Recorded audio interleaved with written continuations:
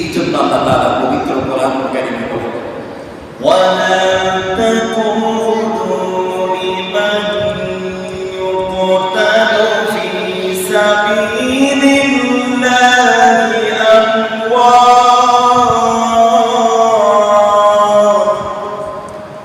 বাল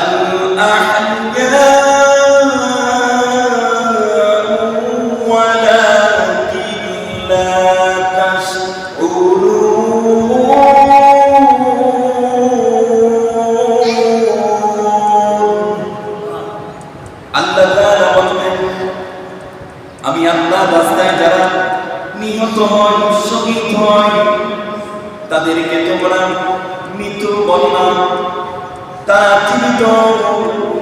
এই বিষয়টা তোমরা অনুবাদন করতে পারো না, অনুভব করতে পারো না।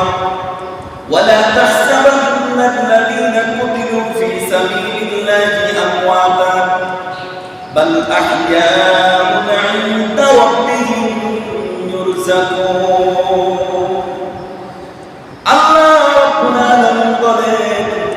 যারা আমি আল্লাহর রাস্তায় জীবন দেয়, শহীদ হয়ে যায়, আমার জন্য নিজের জীবনটা কোরবান করে দেয়, তোমরা তাদেরকে কখনো মৃত্যু বলিও না।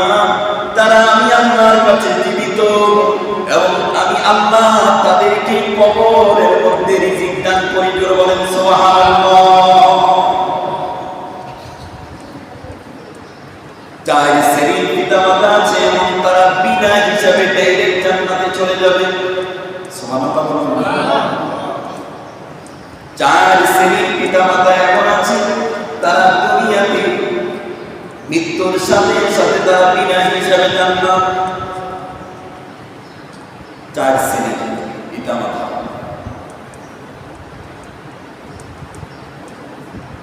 এক নাম্বার হলো তারা আল্লাহর কোরআনের জন্য, ইসলামের জন্য জীবন দিতে যারা। আল্লাহু আকবার। আল্লাহ বলেন আমার দ্বীনের জন্য, ইসলামের জন্য, কোরআনের জন্য যারা জীবন দিবে সে তো বিনা হিসাবে জান্নাতে যাবে এবং তার মা বাবা মৃত্যুর সাথে সাথে আমি আল্লাহর জান্নাতে প্রবেশ করবে। জোরে বলেন আল্লাহু আকবার। আল্লাহর রাসূলের সাহাবায়ে কেরাম ওনাদের সন্তানের জন্য, ইসলামের জন্য, কোরআনের জন্য শহীদ হইতেন। ওনারা কান্না করতেন না, চোখের পানি মুছে ফেলতেন, ধৈর্য ধারণ করতেন, আল্লাহর কাছে দোয়া করতেন। নবী করিম সাল্লাল্লাহু আলাইহি ওয়াসাল্লাম যুদ্ধ করে মদিনাতে ঢুকতেছেন। প্রতিমধ্যে রাস্তার মধ্যে দেখতেছেন একজন মহিলা দাঁড়িয়ে দাঁড়িয়ে সন্তানের জন্য কান্না করছে। নবীজি ওই মহিলাকে দেখে চিনে ফেললেন, জিজ্ঞেস করলেন, মা আপনি কি অমুকের মা? ওই মহিলা বললেন, ইয়া রাসূলুল্লাহ আমি অমুকের মা। নবীজি বললেন, মা গো আপনি বড় ভাগ্যবান, আপনার সন্তান আমার সাথে যুদ্ধে গিয়ে শহীদ হয়েছে। জোরে বলেন সুবহানাল্লাহ। আমি যুদ্ধের ময়দানে জানাজা নিয়ে দাফন করে এসেছি। এবার মহিলা বললেন, ইয়া রাসূলুল্লাহ তাহলে আমি আর কাঁদবো না, কারণ আমি জানি আপনার জবান মোবারকে আমি শুনেছি আল্লাহ রাস্তায় ইসলামের জন্য, কোরআনের জন্য যদি কেউ জীবন দেয় ওই সন্তান তো জান্নাতি হবে এবং ওই সন্তানের মা বাবা বিনা হিসাবে জান্নাতি। সুবহানাল্লাহ। সাথে সাথে ওই সাহাবীর মা চোখের পানিগুলো মুছে ফেললেন।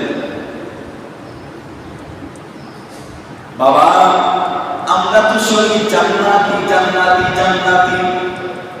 এই শহীদেরা কিয়ামতের ময়দানে আল্লাহর কাছে বলবে, হাদিসের মধ্যে আছে, আল্লাহ তুমি যদি দুনিয়াতে আমাকে আরেকবার পাঠাইয়া দাও, আল্লাহ আবার তোমার রাস্তায় শহীদ হতে চাই, আবার পাঠাও, আবার তোমার রাস্তায় শহীদ হতে চাই।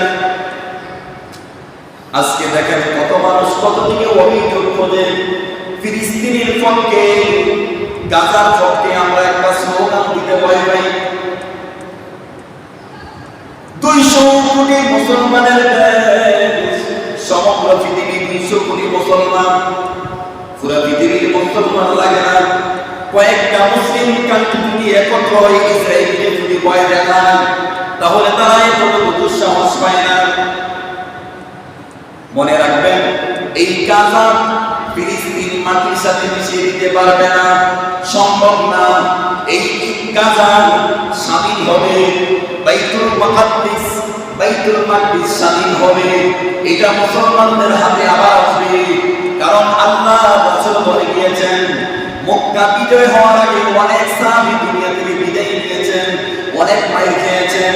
এই ইহুদি খ্রিস্টানের বাচ্চারা তোমরা মনে করেছ মুসলমানদেরকে তোমরা দুলিশাত করে দিবা, না না না, কখনো সম্ভব না।